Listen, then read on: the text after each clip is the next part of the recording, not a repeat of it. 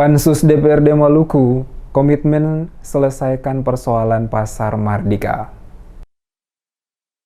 Memastikan seluruh persoalan terkait pengelolaan Pasar Mardika dan termasuk nasib ribuan pedagang yang akan menempati lapak dalam Pasar Mardika yang baru dilakukan renovasi, Pansus Pengelolaan Pasar Mardika DPRD Maluku gelar rapat bersama seluruh pihak terkait pada Selasa 20 Juni 2023. Ketua Pansus Pengelolaan Pasar Mardika DPRD Maluku, Richard Rahakbau, usai memimpin rapat kepada sejumlah wartawan menjelaskan, tugas Pansus yakni memastikan seluruh permasalahan yang terjadi di Pasar Mardika dapat terselesaikan secara baik. Ia mencontohkan persoalan yang ada di Pasar Mardika, yakni soal terminal, ruko, Pasar Mardika, retribusi, termasuk persoalan premanisme. Menjadi fokus Pansus untuk dapat diselesaikan dengan duduk bersama pihak-pihak yang berkepentingan. Pansus juga meminta keterangan dari beberapa organisasi, diantaranya Ketua Asosiasi Pedagang Mardika Ambon APMA, Ikatan Pedagang Pasar Mardika IPPMA,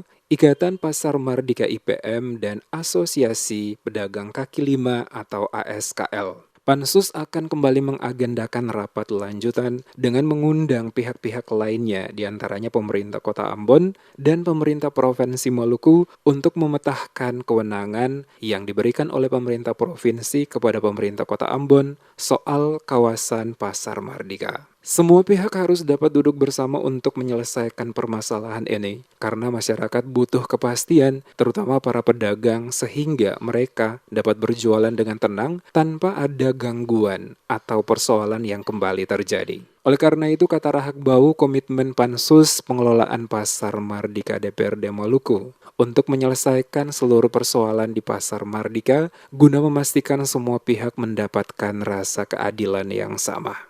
Pansus kan dibentuk tanggal 23 Mei tahun 2023. Tentunya kan Pansus ini kan bertujuan untuk menyelesaikan seluruh permasalahan yang terjadi di dalam Pasar Mardika. Baik itu berkaitan dengan Pasar Mardikanya, baik itu dengan terminalnya, rukonya, maupun persoalan yang terjadi misalnya premanismenya, retribusinya, semuanya itu akan kita membahas secara tuntas di sini. Tapi memang kita butuh juga bukti-bukti yang berkaitan dengan persoalan yang terjadi di Pasar Mardika.